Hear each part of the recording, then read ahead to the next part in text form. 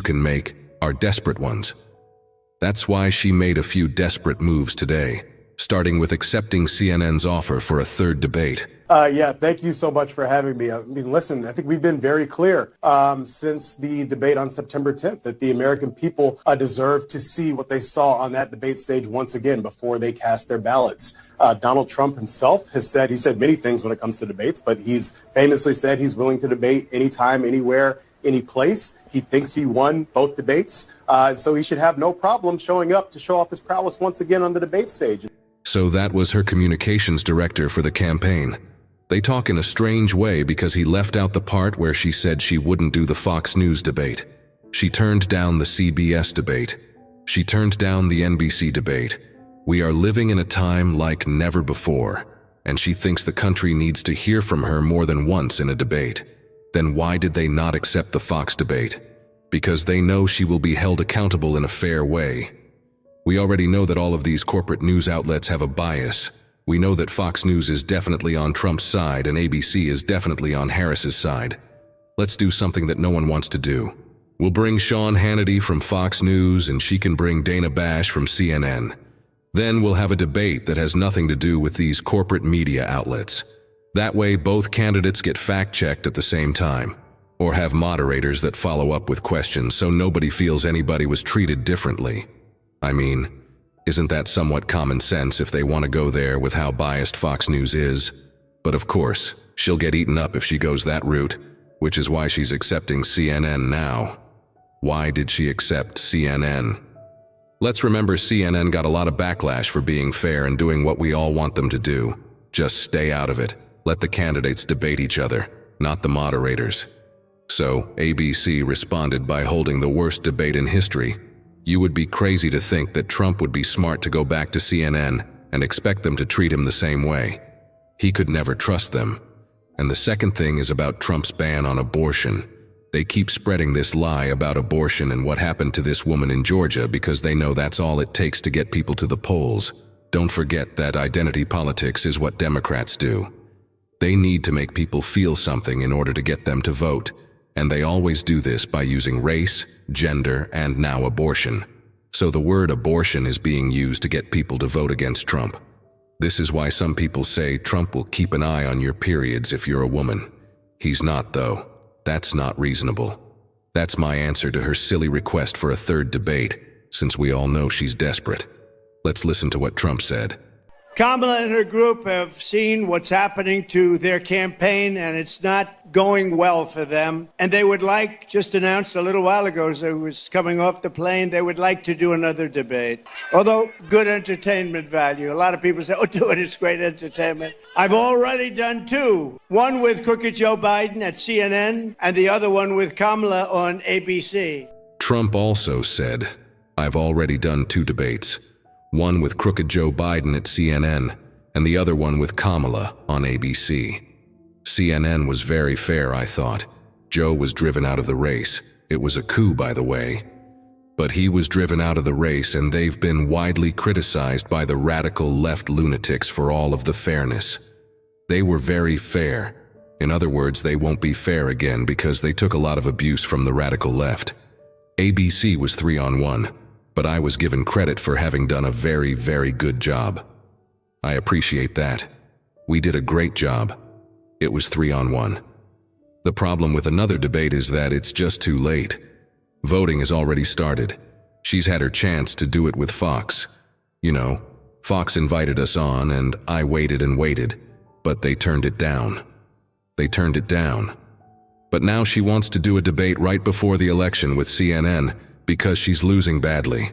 CNN was very fair, I thought. Joe was driven out of the race. It was a coup, by the way, but he was driven out of the race. And they've been widely criticized by the radical left lunatics for all of the fairness. They were very fair. ABC was 3-on-1. We did a great job. It was 3-on-1. But now she wants to do a debate right before the election with CNN because she's losing badly. Now, Trump has made two good points. Number one, he's already done two debates as a presidential candidate, one against Joe Biden and one from Kamala Harris. He doesn't owe these media companies anything, and he doesn't owe her another debate because at the end of the day, who needs this debate more? Donald Trump or Kamala Harris? It seems to me that Kamala Harris needs this debate because people want to hear more from her. People already know everything they need to know about Trump. He will get the same number of votes as before, so it doesn't matter how well he does in that debate. The onus is on her to convince those voters who aren't sure yet, not on Trump. Based on the polls we have now, he's going to beat everyone by at least 1 percentage point, if not 2. That being said, he doesn't really need to go get more votes. He only needs to make sure that everyone who says they will vote for Trump actually does. As of late, I've been saying this. The Democrats are to blame. They made this situation happen. They put in someone at the last minute. Because they were so focused on Donald Trump, they forgot to prepare a good candidate for their own party for this election. That's why there was a coup against Joe Biden. They were too busy with Trump to pay attention to Biden, not to mention that he got a little excited and thought he would be able to run again. I really think that he backed Kamala Harris as a way of getting back at people who tried to take down his government. So imagine yourself as a Democrat or an elite member of the party going beyond that endorsement and holding an open convention. No way. That's not going to look good for this identity-based party. They must not have been able to explain that. That's why they are where they are. They made this situation happen. The corporate media are the other part of this. Because they hate Donald Trump so much, they put themselves in a position where they have no credibility left. Because of this, the corporate media is going down and independent journalism is going up. I thought Fox Business host Maria, who has the show Mornings with Maria, talked about why the media is so biased against Trump.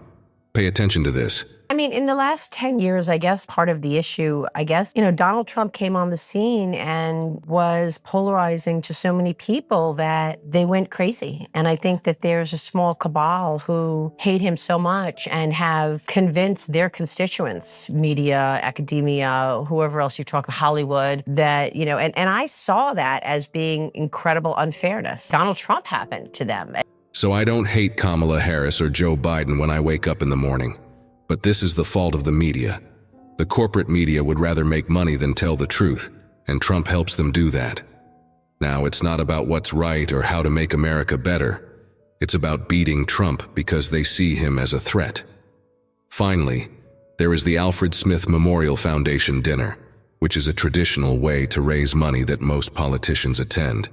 Kamala Harris turned down the dinner this year. Wow, what a shock. Why would she not go? Because she's going to be cooked. In 2016, both Donald Trump and Hillary Clinton were at the dinner. Take a look at this roast. With all of the heated back and forth between my opponent and me at the debate last night, we have proven that we can actually be civil to each other. In fact, just before taking the dais, Hillary accidentally bumped into me, and she very civilly said, "Pardon me." And I very politely replied, "Let me talk to you about that after I get into office." After you've raised all this money, Hollywood, the media, and all the famous people will be behind you. You've spent 3 times as much as Trump and are still behind in the battleground states. You're beginning to feel hopeless. And that's what we saw today when they agreed to the 3rd debate, skipped the dinner, and accepted the CNN debate. You could have had this debate on News Nation, or with Joe Rogan and Megyn Kelly as hosts if you cared about the people of the United States. They should check both of your facts at the same time. That she's willing to debate on CNN is a sign that she wants to hide the fact that CNN has already shown they won't treat Trump the same way. It's making her look worse and worse because of this. The people of Georgia said today that Kamala Harris is not as good as Hillary Clinton, Condoleezza Rice, or Michelle Obama. They were sure of her, but she isn't. It looks like her campaign is trying very hard to win. They want to have another debate with Trump, but I don't think CNN should show it. What do you think? Should Trump have one more talk? And why didn't she go to the Daniel Smith dinner? Share your thoughts below. Thank you for seeing this video.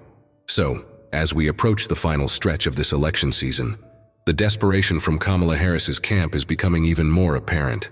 It's clear they are grasping at straws to regain momentum in key battleground states, and they know that another debate could be a make-or-break moment. However, The timing of their push for a third debate raises a lot of questions. Why now when early voting has already begun? Are they hoping to swing undecided voters at the last minute? Or are they just trying to control the narrative? One thing's for sure. They are feeling the pressure. Despite outspending Donald Trump by significant margins, Harris hasn't managed to make the kind of headway her campaign desperately needs. This points to a bigger issue, an enthusiasm gap. Trump's base is loyal and fired up, while Harris has struggled to ignite the same level of passion among her supporters. We see this reflected in rallies, poll numbers, and even social media engagement. People are more energized about Trump, and it shows. Another interesting dynamic at play is the role of the media. The mainstream outlets continue to frame the narrative in a way that paints Harris as the underdog fighting against an unfair system. But the reality is, the media has been one of her biggest allies throughout this race. The way they've shielded her from tough questions and critical coverage has only fueled the perception that her candidacy isn't as strong as it appears. If she were truly a formidable candidate, she wouldn't need the media to protect her or twist the facts. This brings us to another critical point: the importance of independent journalism in today's political landscape. As trust in the corporate media continues to decline, more and more people are turning to alternative sources for their news. Platforms like YouTube, podcasts, and independent journalists are becoming the new frontier for political discourse. The corporate media, especially outlets like CNN and ABC, have lost a significant amount of credibility due to their blatant biases, and it's opened the door for other voices to step in and fill the gap. Trump has been quick to point out these biases, and rightly so. His strategy of calling out the media for its unfair coverage has resonated with voters who feel that they're not getting the full story. This has become a defining feature of his campaign. He's not just running against Harris, he's running against the media machine that supports her. And in many ways, this battle against the media has galvanized his base even more. People are tired of being told what to think by a media that seems more interested in pushing an agenda than reporting the facts. But let's not overlook the real stakes here. This election is not just about Donald Trump or Kamala Harris. It's about the direction of the country. The issues that matter most to everyday Americans, like the economy, healthcare, and national security, are being overshadowed by the media's obsession with Trump. They'd rather talk about scandals and gaffes than engage in serious discussions about policy. And that's a problem, because it distracts from the real issues that voters care about. Harris's strategy has been to focus on emotional hot-button issues like abortion and healthcare, but without a clear plan for how she intends to address them. Voters want solutions, not just rhetoric. And this is where Trump has the advantage. Love him or hate him, Trump has been able to articulate a clear vision for the future. His policies on the economy, immigration, and foreign relations are well known, and voters know what to expect from him in a second term. Harris, on the other hand, has struggled to communicate a coherent message that resonates with the average voter. At this stage in the race, it's all about turnout. Both campaigns are laser-focused on getting their supporters to the polls, but Trump has the upper hand when it comes to enthusiasm. His rallies are packed, his supporters are energized, and there's a palpable sense of momentum building behind his campaign.